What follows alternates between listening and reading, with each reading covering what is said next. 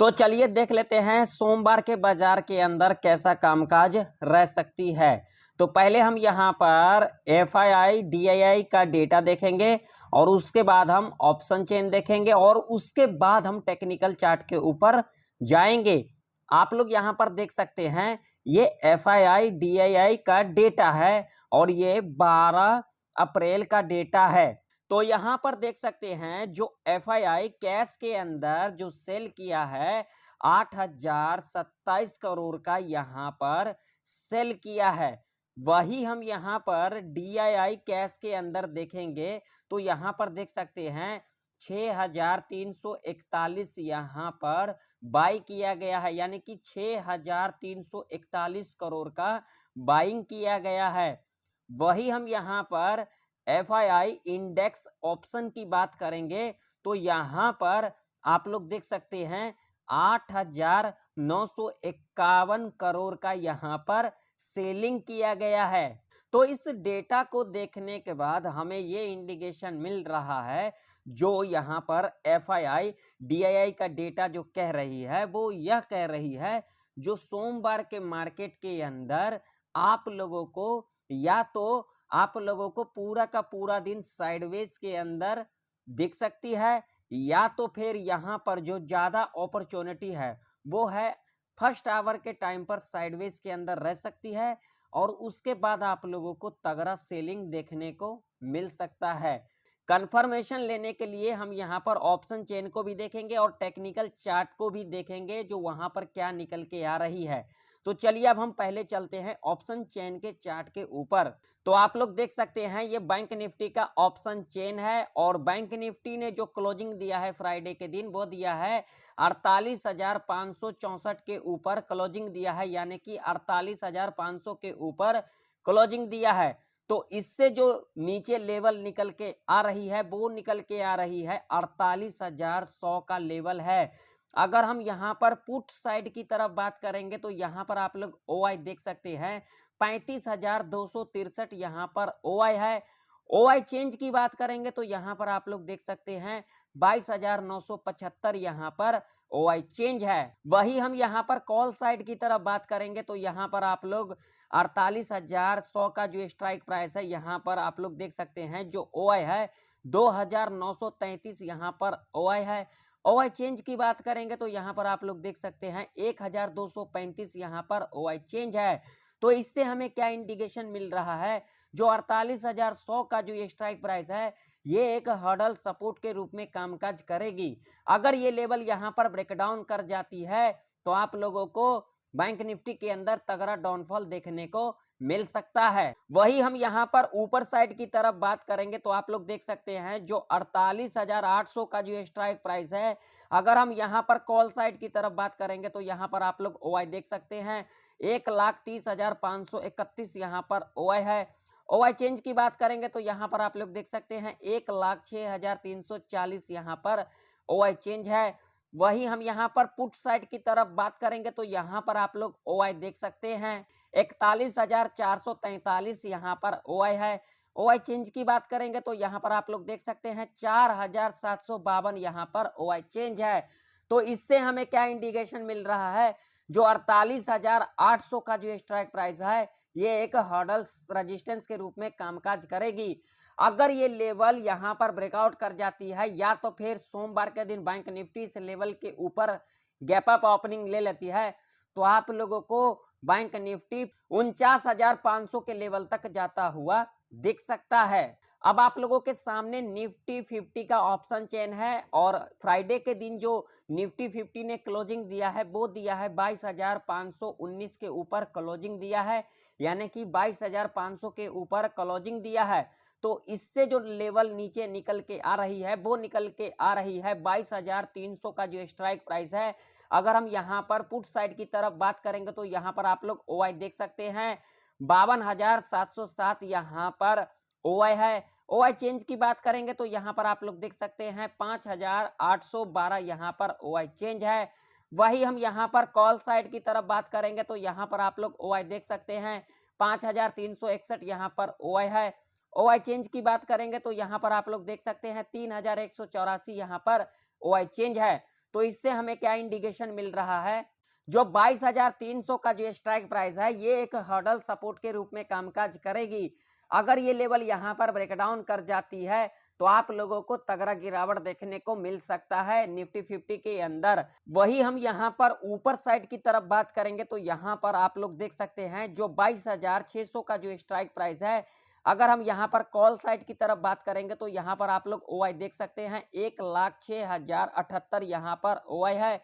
OI change की बात करेंगे, तो यहाँ पर आप लोग देख सकते हैं 91,587 यहाँ पर ओआई चेंज है।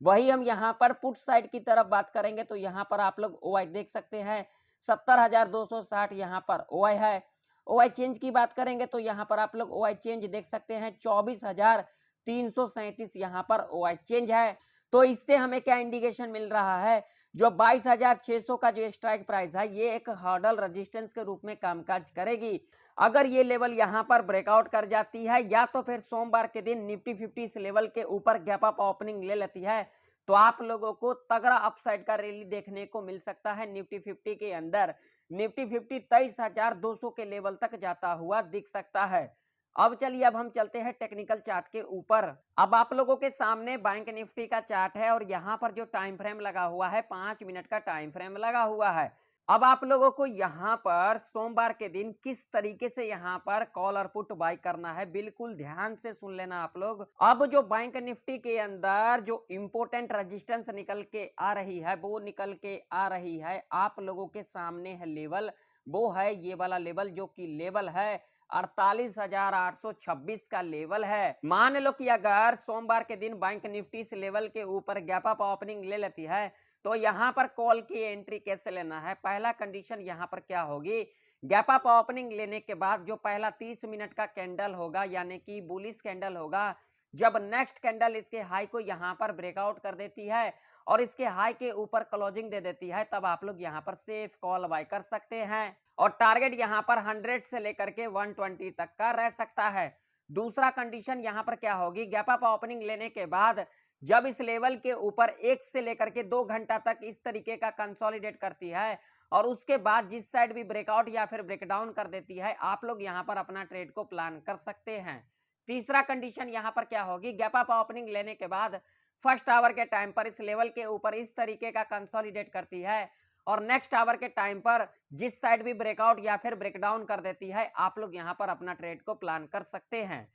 अब मान लो कि अगर सोमवार के दिन बैंक निफ्टी यहाँ पर फ्लैट खुल जाती है, तो ऐसे कंडीशन में आप लोगों को यहाँ पर क्या करना चाहिए। अगर यहाँ पर फ्लैट खुल जाती है और फ्लैट खुलने के बाद फर्स्ट आवर के टाइम पर यहाँ पर इस तरीके का कंसोलिडेट करती है, और नेक्स्ट आवर के टाइम पर जिस साइड भी ब्रेकआउट या फिर ब्रेकडाउन कर देती है, आप लोग यहाँ पर अपना ट्रेड को प्लान कर सकते हैं। अब मान लो कि अगर सोमवार के दिन बैंक निफ्टी इस लेवल के नीचे गैप डाउन खुल जाती है, जो कि लेवल आप लोगों के सामने है, जो कि लेवल निकल के आ रही है 48,409 का लेवल है। अगर इस लेवल के नीचे गैप डाउन खुल जाती है, तो ऐसे कंडीशन में आप लोगों को यहाँ पर जल्दबाजी के अंदर पुट की एंट्री नहीं लेना है। यहाँ पर एंट्री कैसे लेना है, गैप डाउन खुलने के बाद 1 से लेकर के 2 घंटा तक इस लेवल के नीचे इस तरीके का कंसोलिडेट करती है, और उसके बाद जिस साइड भी ब्रेकआउट या फिर ब्रेकडाउन कर देती है, आप लोग यहाँ पर अपना ट्रेड को प्लान कर सकते हैं। दूसरा कंडीशन यहाँ पर क्या होगी, गैप डाउन खुलने के बाद जब इस लेवल पर दोबारा रीटेस्ट करने आती है और इस तरीके का पैटर्न को फुलफिल करती है, तब आप लोग यहाँ पर सेफ पुट बाय कर सकते हैं, और टारगेट यहाँ पर 100 से लेकर के 200 पॉइंट तक का रह सकता है। अब आप लोगों के सामने निफ्टी 50 का चार्ट है, और निफ्टी 50 के अंदर जो इंपोर्टेंट रेजिस्टेंस निकल के आ रही है, वो निकल के आ रही है ये वाला लेवल, जो कि लेवल आप लोगों के सामने है 22,611 का लेवल है। मान लीजिए अगर सोमवार के दिन निफ्टी 50 से लेवल के ऊपर गैप अप ओपनिंग ले लेती है, तो यहाँ पर एंट्री कैसे लेना है। पहला कंडीशन को जरा ध्यान से समझना, गैप अप ओपनिंग लेने के बाद जो पहला 1 घंटा का कैंडल होगा, यानी कि बुलिश कैंडल होगा, जब नेक्स्ट कैंडल इसके हाई को यहाँ पर ब्रेकआउट कर देती है और इसके हाई के ऊपर क्लोजिंग दे देती है, तब आप लोग यहाँ पर सेफ कॉल बाय कर सकते हैं, और टारगेट यहाँ पर 50 से लेकर के 80 पॉइंट तक का रह सकता है। दूसरा कंडीशन यहाँ पर क्या होगी, गैप अप ओपनिंग लेने के बाद जब इस लेवल पर दोबारा रीटेस्ट करने आती है और इस तरीके का पैटर्न को फुलफिल करती है, तब आप लोग यहाँ पर सेफ कॉल बाय कर सकते हैं, और टारगेट यहाँ पर 50 से लेकर के 100 पॉइंट तक का रह सकता है। तीसरा कंडीशन यहाँ पर क्या होगी, गैप अप ओपनिंग लेने के बाद जब इस लेवल के ऊपर फर्स्ट आवर के टाइम पर इस तरीके का कंसोलिडेट करेगी और उसके बाद जिस साइड भी ब्रेकआउट या फिर ब्रेकडाउन कर देती है, आप लोग यहाँ पर अपना ट्रेड को प्लान कर सकते हैं। चौथा कंडीशन यहाँ पर क्या होगी, गैप अप ओपनिंग लेने के बाद जो पहला 15 मिनट का कैंडल होगा यानी कि बियरिश कैंडल होगा, जब नेक्स्ट कैंडल इसके लो को यहाँ पर ब्रेकडाउन कर देती है और इसके लो के नीचे क्लोजिंग दे देती है, तब आप लोग यहाँ पर सेफ पुट बाय कर सकते हैं और टारगेट यहाँ पर 50 से लेकर के 70 पॉइंट तक का रह सकता है। अब मान लो कि अगर सोमवार के दिन निफ्टी 50 यहाँ पर खुल जाती है, फ्लैट खुल जाती है, तो ऐसे कंडीशन में यहाँ पर आप लोगों को क्या करना होगा। पहला कंडीशन यहाँ पर क्या होगी, फ्लैट खुलने के बाद 1 से लेकर के 2 घंटा तक यहाँ पर इस तरीके का कंसोलिडेट करती है और उसके बाद जिस साइड भी ब्रेकआउट या फिर ब्रेकडाउन कर देती है, आप लोग यहाँ पर अपना ट्रेड को प्लान कर सकते हैं। दूसरा कंडीशन यहाँ पर क्या होगी, फ्लैट खुलने के बाद वो चाहे यहाँ पर बियरिश कैंडल हो, वो चाहे यहाँ पर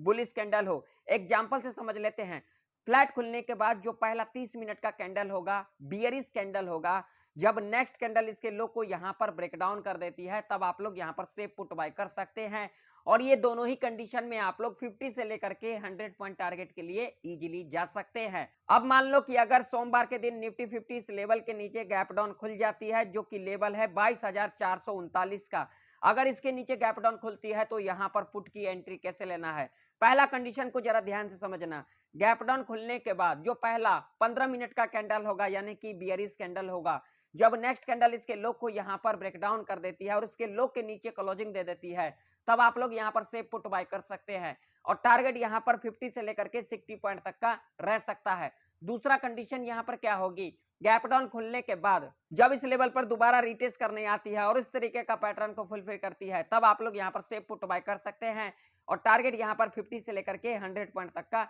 रह सकता है। तीसरा कंडीशन यहाँ पर क्या होगी, गैप डाउन खुलने के बाद फर्स्ट आवर के टाइम पर इस लेवल के नीचे इस तरीके का कंसोलिडेट करती है और उसके बाद जिस साइड भी ब्रेकआउट या फिर ब्रेकडाउन कर देती है, आप लोग यहाँ पर अपना ट्रेड को प्लान कर सकते हैं। तो आशा करता हूँ सारे लेवल आप लोगों को अच्छे से समझ में आ गई होगी। अगर आप लोगों को वीडियो इंफॉर्मेटिव लगे तो लाइक कर देना, चैनल पर नए हो तो सब्सक्राइब भी कर लेना। तो फिर मिलते हैं किसी नई वीडियो के अंदर, तब तक के लिए जय हिंद, वंदे मातरम।